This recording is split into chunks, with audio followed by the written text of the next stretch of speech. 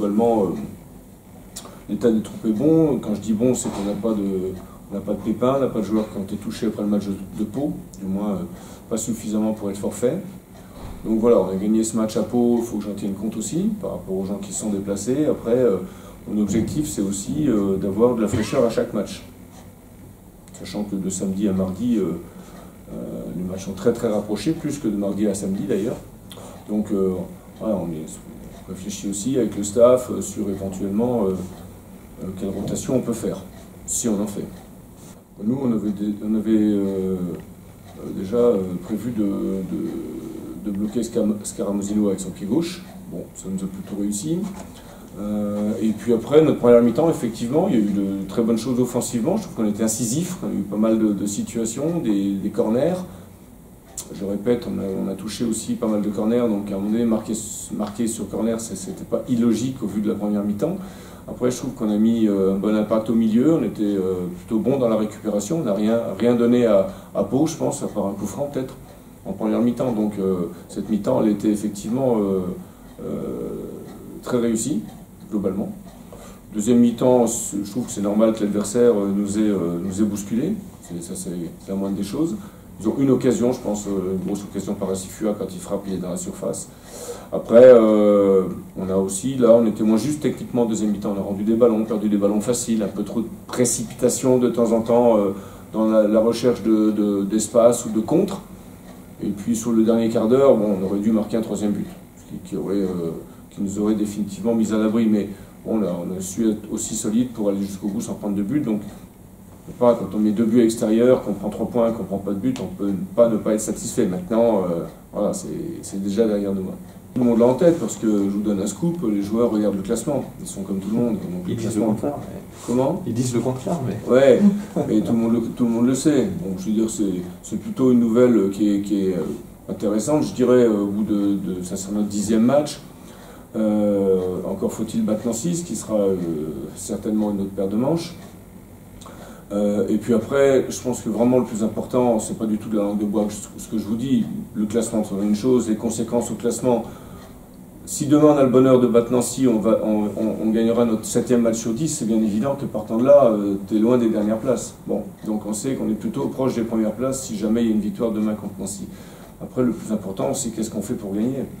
Parce que c'est bien beau de parler de classement, de machin, mais si tu mets rien dans ton match, voilà, tu remballes tes goals et puis c'est tout. Donc qu'est-ce qu'on met dans ce match pour gagner? Qu'est-ce qu'on a été chercher dans nos matchs à domicile pour gagner nos 4 premiers matchs à domicile? Et on a envie de continuer comme ça. Maintenant, on sait qu'on ne gagnera pas tout.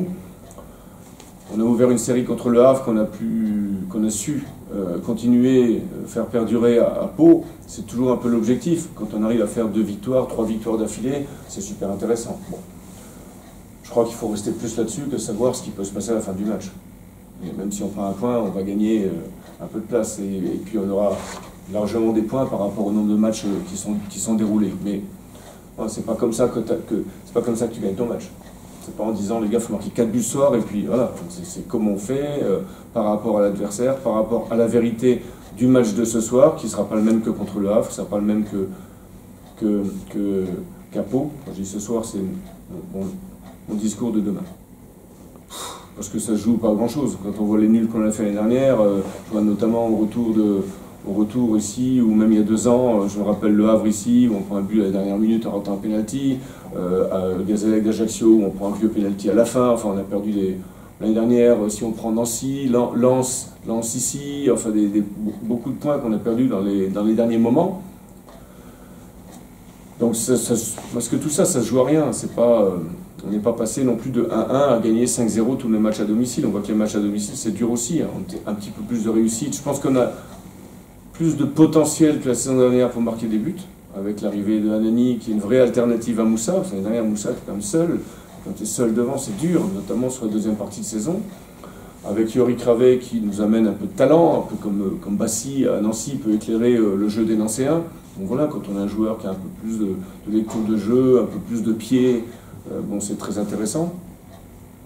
Et puis défensivement, on n'a pas changé tant de choses que ça au bout du compte. On est même avec Jordi Gaspard qui est arrivé, on peut jouer aussi avec 75% de notre défense de l'année dernière. Donc il y a obligatoirement des corrélations, il y a des habitudes qui se créent, donc ça c'est plutôt pas mal. Et donc voilà, après, mais certainement un peu plus de pression sur l'adversaire d'entrée de match, mais parce qu'on peut le faire cette année, plus que l'année dernière où on n'y arrivait pas trop, on ne me demandait pas trop pourquoi, mais c'était comme ça. Donc voilà. Est-ce que c'est un groupe qu'il faut tempérer un peu sur le classement, justement, après une bonne série, ou finalement c'est pas... Non, enfin, on n'en parle pas de tout ça. Le classement demain soir, ça sera pour nous le classement de notre 10e match. On aura encore un match à Niort en retard. Bon, on sait que si on négocie bien ces 2 matchs-là, pour nous, ça peut être des points bonus. Une fois qu'on a dit ça, on n'a rien dit. Donc après, une fois qu'on a dit ça, il faut agir. Donc le problème, le classement, comme je disais tout à l'heure, les points, tout ça c'est bien, mais il faut agir pour récupérer tout ça. Donc je préfère être dans notre situation que les 15 équipes derrière nous. Voilà. Il faut savoir profiter de ces moments-là. Mais ces moments-là, on ne passe pas le temps à les admirer, bouche ouverte. Non, il faut être tout le temps dedans, parce qu'en plus, quand tu fais des résultats, tu es encore plus surveillé et les gens font encore plus attention quand ils viennent te voir ou quand ils te reçoivent. Donc il faut être encore meilleur.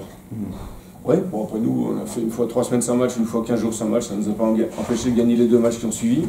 Bon, alors c'est vrai qu'on peut avoir des petits coups de barre, ça peut être d'entrée de match, ou ça peut être un moment du match peut-être dont on ne pense même pas que ça va être là. Donc bon, je ne vais pas trop se poser de questions là-dessus. L'équipe de Nancy, elle est à l'image de Jean-Louis, que je connais très très bien, que vous connaissez ici. Voilà, c'est une équipe qui est rigoureuse, qui est organisée, qui travaille énormément sur son organisation, qui laisse peu de place à l'adversaire, donc qui est un adversaire qui obligatoirement sera dur à tordre. Voilà. Donc on est prévenu, on sait qu'il y a beaucoup de vitesse aussi devant. Donc voilà, c'est pas compliqué, tu vas essayer de faire des choses, si tu les fais mal ou si tu les fais trop vite, tu vas te heurter à de grandes difficultés, notamment sur la vitesse de l'adversaire et le jeu vertical qu'ils vont pouvoir mettre ici. Bon, c'est un peu comme tout le monde. Sauf que tu as des équipes qui de temps en temps sont moins équilibrées ou moins orchestrées que les équipes de Jean-Louis, que je connais très bien, qui est un très très bon coach, que j'ai appris à connaître quand j'étais à Laval, avec des gros derbys lavalangers, c'était pas mal non plus ça. De toute façon, moi je fais un métier où on fait des choix toutes les semaines, donc de temps en temps c'est un peu plus compliqué. Je me rappelle aussi du banc de touche de Valenciennes il y a 2 mois avec que des jeunes joueurs sur le banc, donc on se dit que là c'est un peu plus compliqué. C'est pas qu'on veut pas les lancer, c'est qu'à un moment donné, quand on est trop jeune, c'est dur de faire la différence, ou trop sans expérience. Donc là, bien sûr, l'objectif c'est toujours de garder. Mais moi j'ai prévenu mes joueurs qu'on avait 9 matchs en 25 jours et qu'il y aurait des rotations. Donc les rotations, elles se feront dans le groupe des 18 ou elles se feront à l'intérieur de l'équipe qui a démarré le match précédent. Elles se font en fonction des suspensions qu'on peut avoir, des blessures. Pour l'instant, on est à 100% de notre effectif, qui est quand même exceptionnel fin novembre. Il faut féliciter nos préparateurs physiques, Mika et puis Mathieu. Et puis après, je fais mes choix là-dedans. Donc en même temps, on va gagner à Pau. Il n'y a pas non plus de raison de changer 50% des gens qui se sont déplacés là-bas, parce que sortir des gens quand on a parce qu'il y a aussi l'aspect résultat, évidemment. Si à un moment donné tu prends 2 défaites ou 3 défaites d'affilée, tu vois les choses différemment. Bon, l'équilibre il est juste à trouver. Je pense qu'à un moment donné, il faut que tout soit justifiable. C'est ça le truc. Il faut être juste, il faut parler vrai. C'est pas la peine de tourner autour du pot. Les joueurs savent qu'on va compter sur tout le monde, peut-être plus qu'habituellement, dans cette période de 1 mois et demi ou de 1 mois qui nous reste. Après, en fonction des résultats, en fonction de l'état de forme de l'un ou de l'autre, il y aura bien sûr des modifications, mais on va certainement s'appuyer sur une vingtaine de joueurs, c'est une évidence. D'accord.